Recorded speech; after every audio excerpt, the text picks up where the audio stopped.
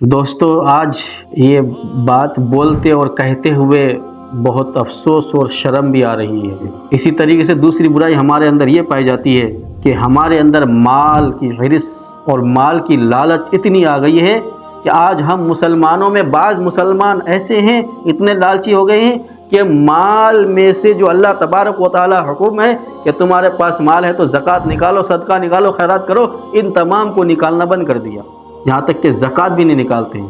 زکوٰۃ تو دور کی بات، ہم صدقہ نافلہ بھی نہیں کرتے ہیں۔ صدقہ فطر جو ہمارے اوپر واجب ہے اس کو بھی نہیں نکالتے ہم۔ اتنی لالچ ہو گئی، مال کو ہم نے اتنا سب کچھ سمجھ لیا کہ کل تک تو کافر سمجھتے تھے کہ مال ہمارے لیے سب کچھ ہے، لیکن آج ہم مسلمانوں میں بعض مسلمانوں نے بھی ایسا سمجھ لیا کہ ہمارے پاس مال ہے تو سب کچھ ہے، مال نہیں ہے تو کچھ نہیں ہے۔ اس لیے مالوں کے جمع کرنے میں اتنے مشغول ہو گئے کہ اللہ کے سارے احکامات کو ایک طرف ڈال دیا اور مالوں کو جمع کرنے میں لگ گئے۔ اتنی خطرناک بری عادت ہمارے مسلمانوں کے اندر آ گئی ہے۔ آج اگر دیکھا جائے تو سب سے زیادہ فقیر، سب سے زیادہ محتاج، سب سے زیادہ غریب اور سب سے زیادہ مسکین اور سب سے زیادہ محتاج مسلمانوں سے نکلتے ہیں۔ اس کی سب سے بڑی وجہ یہ ہے کہ آج جو مسلمانوں میں مالدار ہے وہ زکوٰۃ اور صدقات نکالنا بند کر دیا۔ آج اگر مسلمان زکوٰۃ نکالتے، اپنے مالوں سے صدقات نکالتے، خیرات نکالتے، تو ہمارے مسلمانوں میں سے نہ غریب کوئی پیدا ہوتا نہ کوئی محتاج پیدا ہوتا۔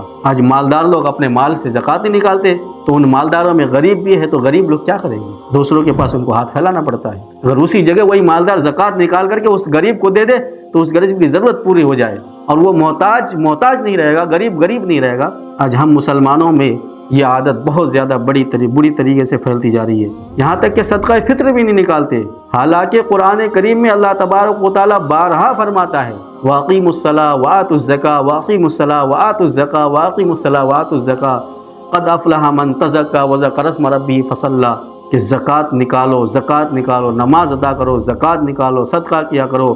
پاک ہو گیا وہ شخص جس نے اپنے مال میں سے زکوٰۃ نکالا اور نماز پڑھی۔ کیا کریں گے ہم ان مالوں کو جمع کر کے جو کل قیامت کے دن حشر کے میدان میں ہمیں جہنم میں جانے کا ذریعہ بن جائے گا؟ اور مال آنے کے بعد بعض مسلمانوں میں اتنا بخل پیدا ہو گیا کہ انتہا ہو گئی اس کی، کہ مالوں کو جمع کرنے میں لگے رہتے ہیں، ان میں سے 1 روپے بھی خرچ کرنے کے بارے میں نہیں سوچتے، یہاں تک کہ اسی حال میں اس کی موت آ جاتی ہے۔ نہ اس مال سے وہ فائدہ اٹھا پاتا ہے، نہ اس کے گھر والے فائدہ اٹھا پاتے، دوسرے لوگ اس مال سے فائدہ اٹھاتے ہیں۔ حالانکہ اللہ کے نبی صلی اللہ علیہ وسلم نے فرمایا لا يدخل الجنۃ ولا بخیل ولا منان ولا شحاح کہ جنت میں بخیل، شاطر، دھوکے باز اور احسان جتلانے والا داخل نہیں ہوگا۔ اور آج ہم مسلمان میں سے بعض مسلمان بخل کو اپنے اندر زیادہ بھر لیا ہے۔ کافروں کی طرح بعض مسلمان اس چیز کی پرواہ نہیں کرتا ہے کہ ہمیں بھی مرنا ہے اور ہمیں بھی اللہ کے سامنے حساب و کتاب دینا ہے۔ سمجھتے نہیں ہے، مالی کو، دنیا کو سب کچھ سمجھ لیا، دنیا کے پیچھے بھاگے جا رہے ہیں، مال کے پیچھے بھاگے جا رہے ہیں۔ مال کمانا برا نہیں ہے، مال جمع کرنا برا نہیں ہے، لیکن ان مالوں میں اللہ تبارک و تعالیٰ کے دوسرے بندے کا بھی حق ہے۔ جو مال اللہ تبارک و تعالیٰ ہمیں دیا اس مال میں غریبوں کا، مسکینوں کا، یتیموں کا حق ہے۔ اگر ہم دنیا میں رہتے ہوئے ان مالوں میں سے ان کا حق نہیں نکالیں تو کل قیامت کے دن ہماری پکڑ ہوگی، ہمارے سے پوچھا جائے گا۔ اللہ پوچھے گا کہ ہم نے تمہیں مال دیا تھا، صرف تمہیں خرچ کرنے کے لیے دیا تھا، تم کو اس لیے مال دیا تھا کہ تم اپنے مالوں میں سے دوسروں کو مال دو، دوسرے کی ضرورت کو پورا کرو۔ اس وقت ہم کیا جواب دیں گے؟ اس طرح کی برائی تو کل تک کافروں میں پائی جاتی تھی، تبھی تو اللہ تبارک و تعالیٰ نے وہ سورہ نازل فرمائی وَيْلٌ لِّكُلِّ ہُمَزَةٍ لُمَزَةٍ کہ ہلاک ہو، برباد ہو ہر وہ شخص جو غیبت کرتا ہے اور پیٹھ پیچھے برائی بیان کرتا ہے۔ الَّذِي جَمَعَ مَالًا وَعَدَّدَهُ وہ مال جمع کرتا ہے اور اس کو گن کے رکھتا ہے۔ يَحْسَبُ أَنَّ مَالَهُ أَخْلَدَهُ اور وہ سمجھتا ہے کہ اس کا مال اس کو ہمیشہ باقی رکھے گا۔ اللہ فرماتا نہیں، ایسی 3 برائیاں جن لوگوں کے اندر پائی جائے گی وہ ہرگز کامیاب نہیں ہوں گے۔ پہلی برائی پیٹھ پیچھے غیبت کرنا، سامنے غیبت کرنا، برائی بیان کرنا، مال جمع کرنا اور مال میں سے 1 روپے بھی خرچ نہ کرنا۔ یہ 3 برائیاں اس صورت کے اندر بیان کی گئی۔ کَلَّا لَيُنبَذَنَّ فِي الْحُطَمَةِ نہیں، ہرگز نہیں۔ یہ لوگ سمجھتے ہیں کہ ہمارے پاس مال ہے ہم کامیاب ہو گئے، ہرگز نہیں کامیاب ہوں گے۔ کَلَّا ہرگز نہیں، لَيُنبَذَنَّ فِي الْحُطَمَةِ حطمہ میں ڈال دیا جائے گا۔ وَمَا أَدْرَاكَ مَا الْحُطَمَةُ اور آپ کو معلوم ہے کہ حطمہ کیا ہے؟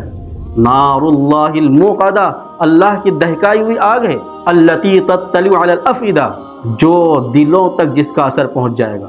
انہا علیہم موصدہ فی عمد ممددہ، ایسے لوگوں کو آگ کے ستونوں میں ڈال دیا جائے گا، چاروں طرف سے آگ گھیر لگی فی عمد ممددہ، جس کے لمبے لمبے ستون ہوں گے۔ یہ برائیاں کافروں کے لیے عذاب تھا، لیکن ان برائیوں میں جو بھی مبتلا ہوگا ان کے لیے بھی یہ عذاب ہوگا۔ کیا ہم مسلمانوں نے سوچا کہ ان برائی کی سزا کیا ہے؟